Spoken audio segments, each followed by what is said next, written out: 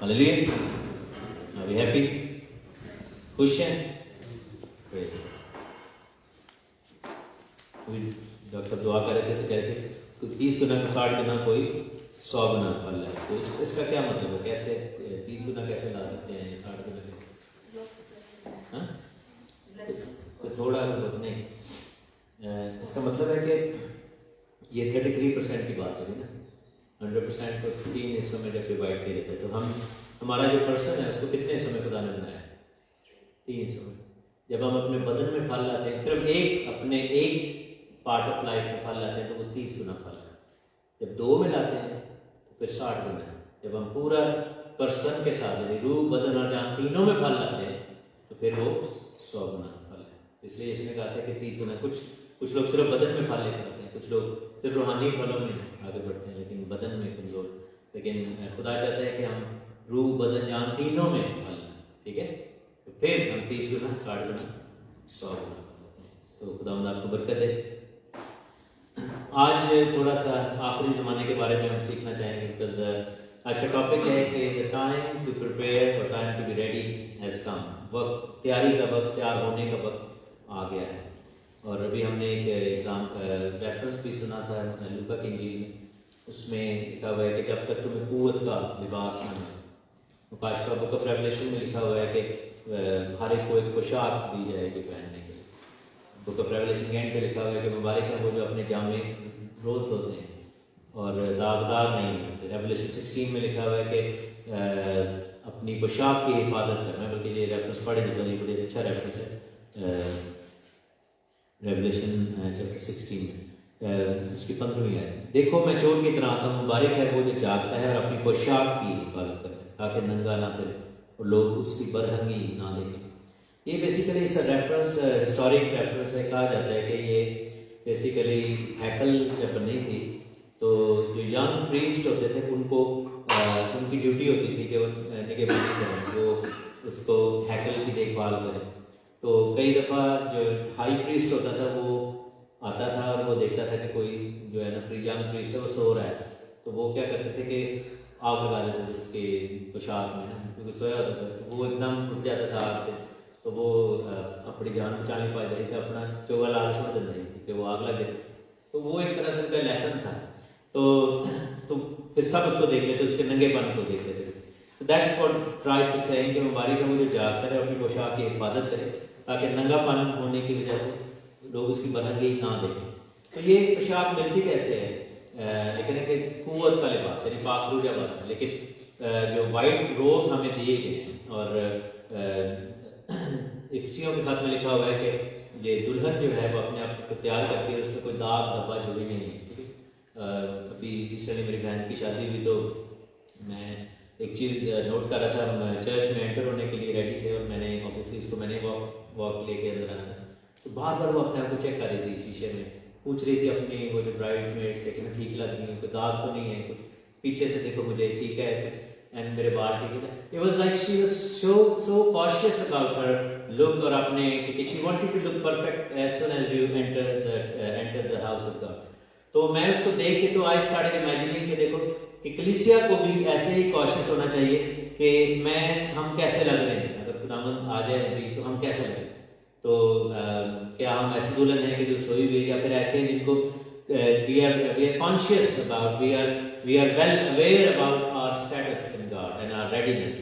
तो including myself हम सबको जो है वो क्या करना है कि हमें सीरियसली खुदावंद को सामने रखकर हमें जो है वो तैयारी करनी है। अब मुकाशफा में बुक ऑफ रेवलेशन में जो वर्स है वो है कि चोर की तरह वो आएगा, तो चोर की तरह आएगा। तो थस्सलुनीकियों खत में लिखा है, पहला थस्सलुनीकियों 5वें बाब, और चोर की तरह किन के ऊपर आएगा इसके बारे में लिखा। उसकी पहली लिखा गया, भाइयों इसकी कुछ हाजत नहीं कि वक्तों और मौकों की बाबत तुमको कुछ लिखा है। किनकी बात कर रहे हैं? भाइयों। भाइयों से मुराद क्या है? ईमानदार, कलीसिया के लोग, सिर्फ मर्दों की बात नहीं होती। ये भाइयों से मुराद है कि brethren in Christ, that means that the church, the people who are already bought in the blood of Jesus Christ. तो पोशाक कैसे मिलती है? कुलसियों खत में लिखा है कि तुम गलेशियन में कि तुम सब जितनों ने मसीह में शामिल होने का बपतिस्मा लिया तुमने उसको पहन लिया। सो क्राइस्ट इज हमारे पोशाक जो है वो क्राइस्ट है। मसीह में बपतिस्मा है, पाक रूह का बपतिस्मा मिलता है तो कुव्वत का लिबास यानी कि हमें वर्दी मिल जाती है जिसके साथ में लगी है कुव्वत का लिबास, ताकि हम इब्लीस के खिलाफ खड़े हो सकें। ठीक है, तो ये हमें पाक रूह से मिलता है, मसीह से लिबास मिलता है रास्तबाजी का, और पाक रूह से कुव्वत का लिबास मिलता है। हमें रास्तबाजी भी चाहिए और कुव्वत भी चाहिए, इख्तियार भी चाहिए और कुव्वत भी चाहिए। तो हमें ये दोनों चीजें खुदावंद से मिलती हैं, यानी कि मसीह से बपतिस्मा लेने से, पानी का बपतिस्मा लेने से हमें रास्तबाजी का लिबास मिलता है जिसकी हमने हिफाजत करनी, और पाक रूह के आने से कुव्वत का लिबास मिलता है जो कि एंड टाइम्स हमारे लिए काम आएगा। तो लिखा है कि तुम्हें इस हाजत नहीं होनी चाहिए। Why should we tell you? You are supposed to be ready. You are supposed to know all these things. तुम्हें सब चीजों का पता होना चाहिए। लिखा है कि तुम जानते हो कि खुदावंद का दिन चोर की तरह आता है, इस तरह आएगा जिस तरह चोर आएगा। लेकिन आगे जाके लिखे कि तुम तो तारीकी में नहीं हो, कि वो दिन चोर की तरह तुम पर आ रहा है। So expectation of the word of God is that the church must be ready. It will come as a thief, but for the unbelievers, unexpecting people. वो लोग जो एक्सपेक्ट नहीं करते, वो लोग जो इंतजार नहीं कर रहे, लेकिन बाइबल में क्या लिखा है कि वो जो अंधेरे में बैठे थे, जो इंतजार कर रहे थे, उन पर बड़ी रोशनी चमकी, उन पर नूर चमका। सो टेक्निकली हम पर ये वक्त जो है वो चोर की तरह नहीं आएगा। So we must know that Christ is about to come, Yeshu Masih दोबारा आने वाले हैं।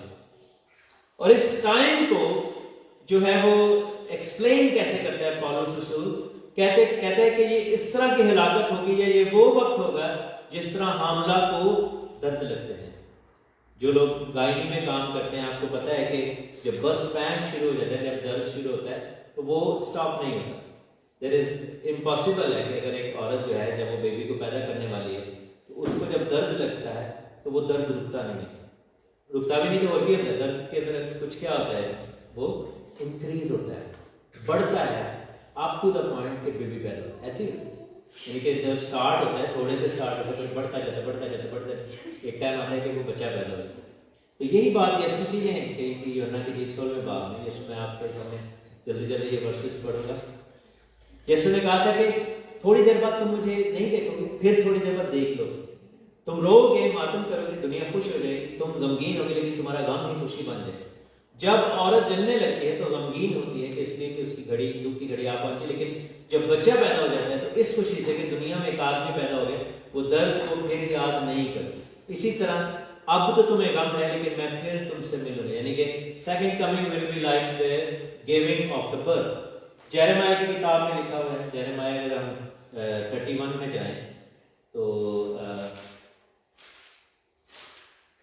इस आखिरी जमाने की जो प्रॉब्लम है, जो मुसीबत है, इसको याकूब की मुसीबत भी कहा गया। जेरेमाया 30 में लिखा हुआ है, देखो क्या कभी किसी मर्द को दर्द रहेगा, क्या सबब है कि मैं हर एक मर्द को जच्चा की माने अपनी कब्र पर हाथ रखे देखता हूं। सबके चेहरे जर्द हो गए, अफसोस कि वो बड़ा दिन है, उसकी मिसाल नहीं। वो याकूब की मुसीबत का वक्त है, लेकिन वो उससे रिहाई पाएगा। तो आखिरी जमाने की जो पेन है उसको बर्थ पैंस ऑफ मसाया का। इसका क्या मतलब है कि मुसीबत जब शुरू होगी, जब एंटी क्राइस्ट आ जाएगा, तो फिर पेन बढ़ेगी, कम नहीं। ठीक है, तो जब पेन बढ़ेगी, दैट मीन्स कि हमें फिर उसमें से गुजरना जब है, तो we must be ready, we must be protected. और खुदावंद ने जो है उसके लिए खास इंतजाम किया हुआ है, लेकिन we must be aware of all of this things. अभी हम किस मुकाम पर खड़े हैं, ये हमें जानने की जरूरत है, क्योंकि मुखालिफ मसीह के बारे में कुछ चीजें जो हैं वो बाइबल हमें बताती है। 2 थेस्सलोनियंस में जाएं और उसके दूसरे चैप्टर में हम देखें, और उसकी चैप्टर 2 की वर्स 2 में देखेंगे, 3 में, किसी तरह किसी के फ्रेब में ना आना, क्योंकि वो दिन, कौन सा दिन, यीशु मसीह की आमद का, सेकंड कमिंग का, नहीं आएगा जब तक कि पहले बरगश्तगी ना हो। मीन्स के फॉलिंग आउट, फॉलिंग अवे, ईमान का खात्मा दुनिया में ना हो। और ये वो वक्त है जिसके बारे में एमोस ने कहा है, आमोस की किताब में, कि दुनिया में एक खास किस्म का कहत पड़ेगा, कलाम के सुने और सुनाए जाने का कहत, बाइबल का कहत। लेकिन ऑन द अदर साइड ये भी लिखा हुआ है कि इंजील की मुनादी पूरी दुनिया में की है। So there is gonna be 2 different contrasting situations. ये कह रहे कि जो सर्द है वो सर्द, और जो गर्म है गर्म, और जो पाक है वो पाक, और जो नजिस है वो नजिस हो जाएगा, यानी कि एक्सट्रीम होगा, there will be no middle ground. और आप देखें कि आज का दौर जो है इसमें एक्सट्रीम हो गया सब कुछ। या तो लोग टोटली लेफ्ट पे हो गए या फिर टोटली राइट पे हो गए, ऐसे ही। या तो लोग जो है वो बिल्कुल खुदा में चले जाएंगे या फिर लोग जो है बिल्कुल इब्लीस के पीछे भागेंगे। तो ये इस तरह है। और मैथ्यू चैप्टर 24 में जीसस बड़ा क्लियर बताते हैं कि बच्चे माँ बाप के खिलाफ हो जाएंगे, माँ बाप बच्चों के खिलाफ हो जाएंगे, फैमिलीज के खिलाफ हो जाएंगी, कंट्रीज के खिलाफ हो जाएंगी, इवन के नेशन के अंदर लोग एक दूसरे के खिलाफ हो जाएंगे। सिविल वॉर्स जो है वो शुरू हो जाएंगे on the basis of mental status और जो उनकी जो बिलीफ सिस्टम है, whether it's the religious belief system, whether it's the other worldly social belief system। अभी आप यूएस में देखें क्या होता है, आपने देखा होगा ये जो वहाँ पर यूनिवर्सिटीज में जो कुछ हो रहा है, either you are with Israel or you are against Israel, यानी कि वो एक काम होना शुरू हो गया, या तो आप खुदा में हैं या फिर नहीं है। इसी तरह मजहब को लेकर भी जो है वो हो रहा है। यूरोप में जो इस वक्त रेडिकलिज्म बढ़ गया। अभी मैं कल एक ये जो ओपेक का जो वो हो रहा है, बहुत बड़ा इजलास हो रहा है मिडिल ईस्ट में, वहाँ पर जो डच वो थी लेडी, वो एक उनकी जो कानून लाइक उनकी वन ऑफ द मिनिस्टर्स थी, शी वाज वेरी क्लियर। उसने कहा कि मैं आपको सिर्फ एक वीक की यूरोप की मैं आपको न्यूज़ बता दूँगी कि इंग्लैंड में कितनी स्टैबिंग्स हुई, स्वीडन में कितनी हुई है, और ऐसी वीडियोस रोज सामने आ रही हैं कि जो इलीगल इमिग्रेंट्स हैं वो जो लोकल हैं उनको थ्रेट कर रहे हैं। अभी यूरोप में कई जगहों पे चर्चेस बर्न होने शुरू हो गए, कई जगहों पर वो एक बच्चे को फ्रांस में आई थिंक उन्होंने गोरा था, तो ये सारे वो आई थिंक अफ्रीकन वो माइग्रेंट्स थे, और ये नॉर्थ अफ्रीका के ये जो ट्यूनीशियन, मोरक्कन और ये वाले सारे थे। उन्होंने क्या किया कि they made that young white child to kiss the feet of everyone. They threatened him with their life. उसने कहा कि तुम मारते हैं तुम्हारे पैरों को छू। अभी क्या हुआ है कि ये जो यूनिवर्सिटी में, ये जो अमेरिका की यूनिवर्सिटीज में जो एहतजाज हो रहे हैं, people have found out कि most of the people जो कि वहाँ पे कर रहे हैं, they are not even part of the university. वो प्रोफेशनल्स हैं, और what they did was कि thousands of students को उन्होंने कहा कि आप solidarity of हमास है, सॉलिडरिटी ऑफ पैलेस्टाइन, आप इस्लाम का कलमा पढ़कर हमारे पीछे नमाज पढ़ रहे हैं। थाउजेंड्स ऑफ स्टूडेंट्स ने बगैर किसी सोचे समझे उन्होंने तो कलमा पढ़ के मुसलमान हो गए कि जब हम सॉलिडरिटी में मुसलमान हो गए। It's so easy to give up your faith right now. ये है वो बात, लेकिन कि इससे पहले कि बदनशीरी आए, people will fall apart, faith will fall, young people will not value their faith anymore, they will think of God of Bible as a joke, and they will think of foreign gods, जो दुनिया के दूसरे माबूद हैं उनको they will cling on to them।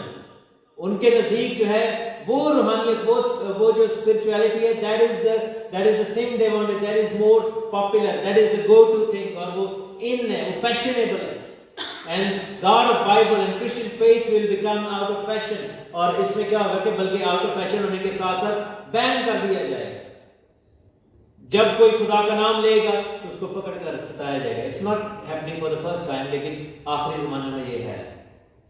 और लिखा है कि वो खुदा वो गुनाह का शख्स यानी हलाकत का फर्जंद जाहिर होगा।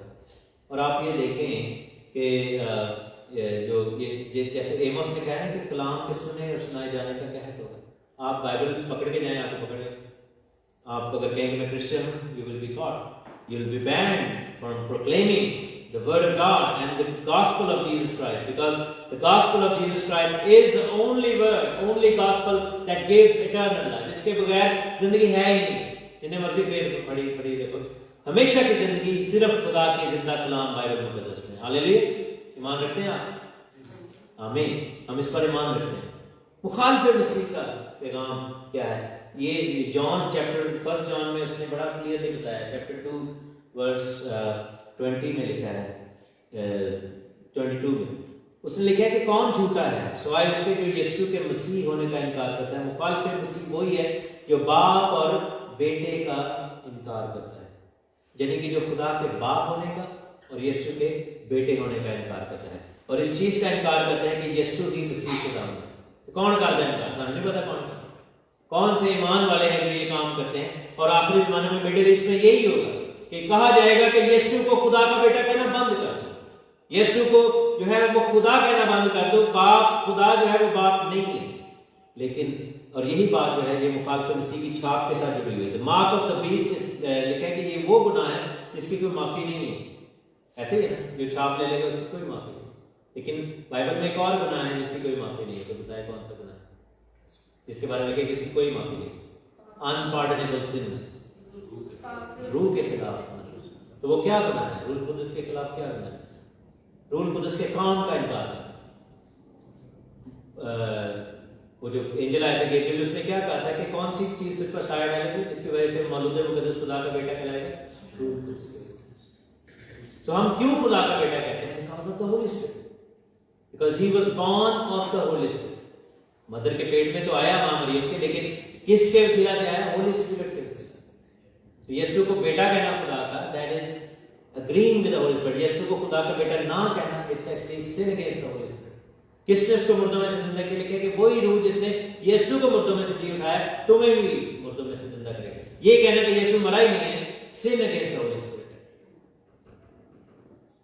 और बाइबल में लिखा है कि वही रूह जो तुम्हारे अंदर है वही तुम्हें सिखाता है, इसी रूह के वसीला से तुम उसे अब्बा यानी ए बाप कहकर पुकारते हो। ये लिखा है ना रोमन्स के अंदर, because of the holy spirit you call God your father. उसी वजह से तुम उसको बाप कहते हो। मुखालिफत मसीह कहते हैं, बाइबल कहते हैं मुखालिफत मसीह वो है जो बाप और बेटे का इनकार करता है।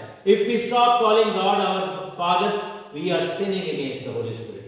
और ये मुखालिफत मसीह का जो सिस्टम है सारा, that is based on the sin against the holy spirit. Because holy जो मुखालिफत मसीह है, that will deny everything that God and the holy spirit has established. This word of God is inspired by किसने inspire किया है? Inspired by what? Holi spirit. कौन है इसका राइटर? और जो कहते हैं कि ये बदल गया है, इसके अंदर कुछ नहीं है, ये खत्म है, ये कलाम जो है वो है ही नहीं है। Who is saying that? Devil is claiming that, and if we deny the word of God, we are committing the sin against the Holy Spirit. और मुखालिफत मसीह की सारी एसेंस यही है। लिखा है कि वो मुखालिफत करता है हर एक से जो खुदा या माबूद कहलाता है, अपने आप को बड़ा ठहराता है, यहां तक कि खुदा के घर में, उसकी हैकल में, उसके मकदस में बैठकर अपने आप को खुदा जाहिर करता है। क्या तुम्हें याद नहीं कि जब मैं तुम्हारे पास था तो तुमसे ये बातें कहा करता था?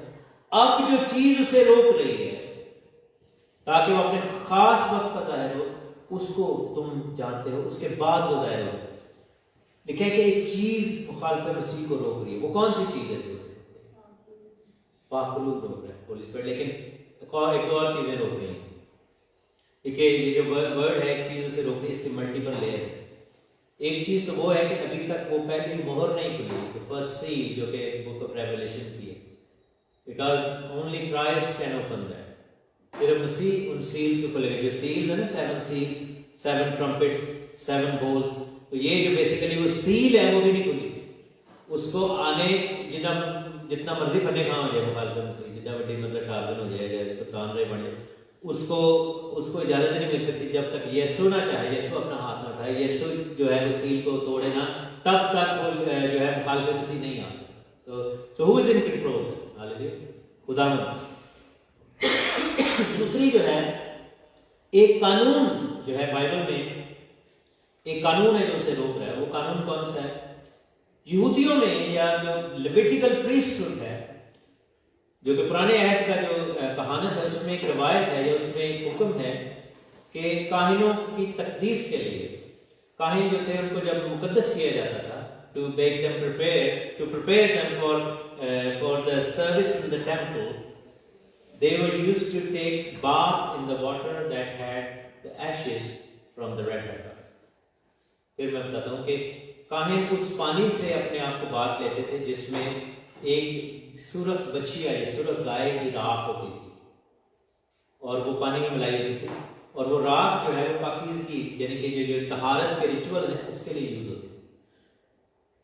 सबसे पहले जो सुरख बछिया जब दुनिया में इनको मिली थी वो मूसा नबी के टाइम पर मिली, और सबसे लास्ट में मिली थी वो जीसस के टाइम पे थी, यीशु से 40 साल पहले जब टेम्पल को जो है वो पाक किया गया। आपको पता है यीशु के टाइम पे जब उन्होंने कहा था कि मैं 3 दिन में इस टेम्पल को खड़ा कर दूंगा, तो उन्होंने क्या कहा था कि 40 साल हमें लगे। तो वो 40 साल, यीशु से 40 साल पहले जब उन्होंने प्रोसेस शुरू किया था टू बिल्ड द टेम्पल, वो कैसे किया था? Because they had that red heifer, उनके पास वो सुरख बछिया थी और वो आखिरी थी। तो यानी मूसा से यीशु तक सिर्फ 9 दफा हिस्ट्री में वो रेड heifer आए हैं जो सुरख बछिया है।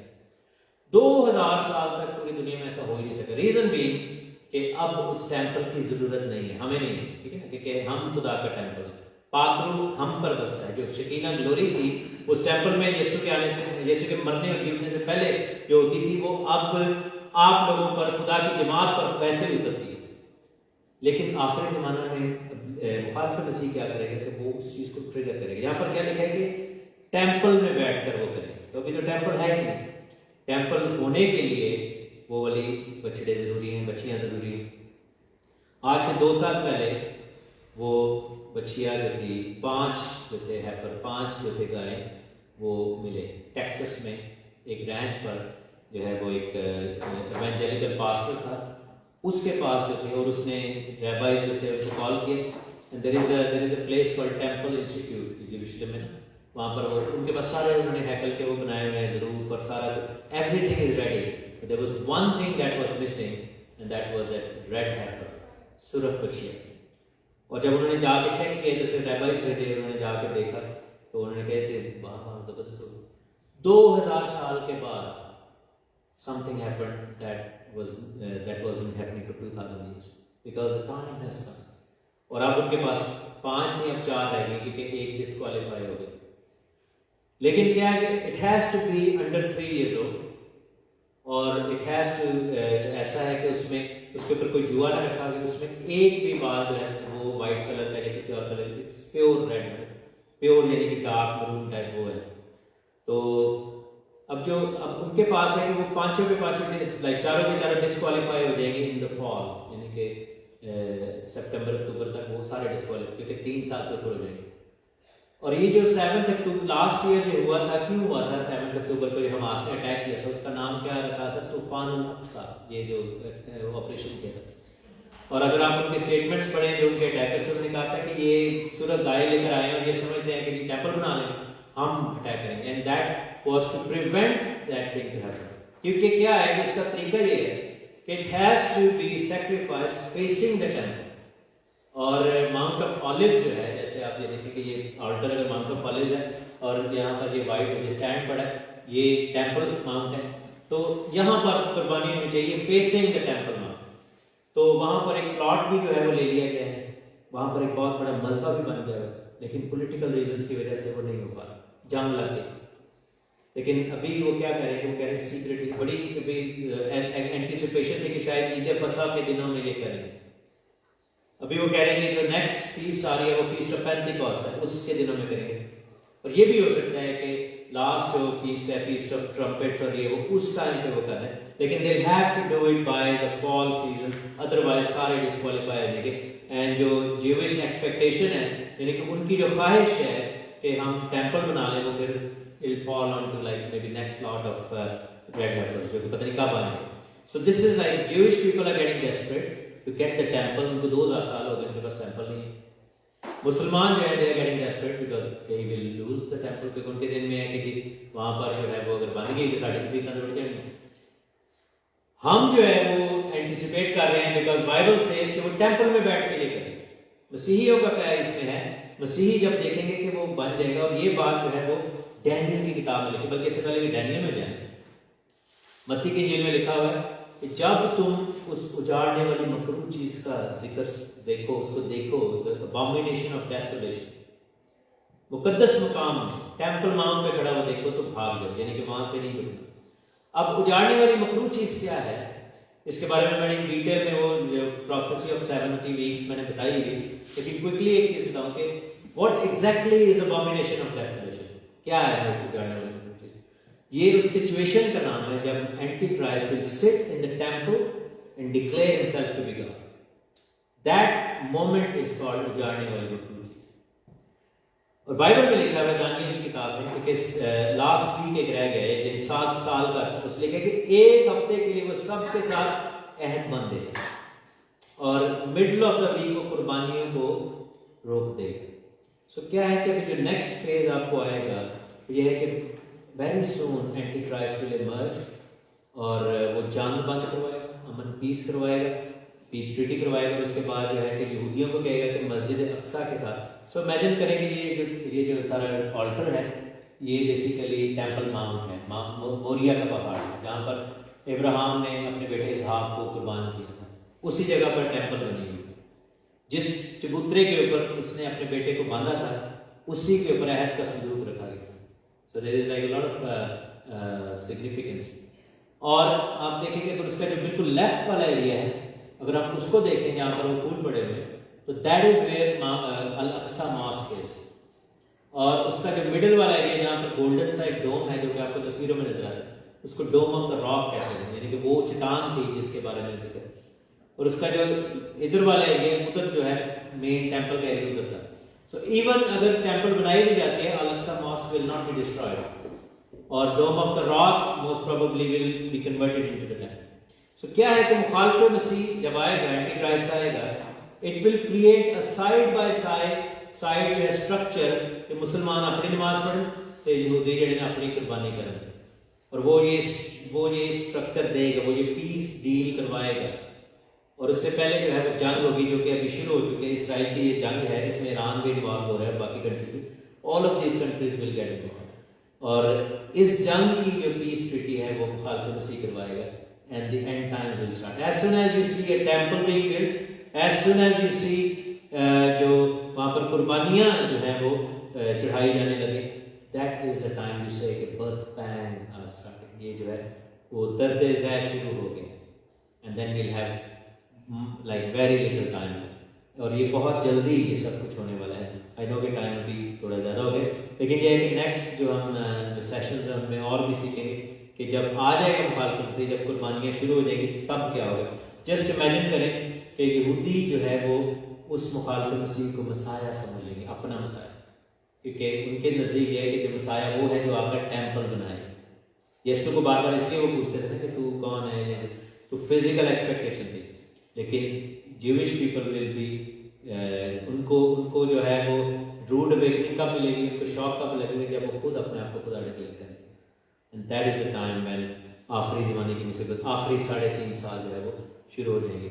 सो खुदा ने हमारे लिए बड़ा इंतज़ाम कर रखा है, जैसे उसने 40 साल तक अपने लोगों को खिलाया पिलाया बियाबान में, इसी तरह आखिरी ज़माना में भी वो हमें तैयार करेगा और खिलाएगा, हमारे साथ होगा और हमारी परवरिश करेगा। आइए अपने सरों को झुकाएं खुदा उनकी दूरी में, और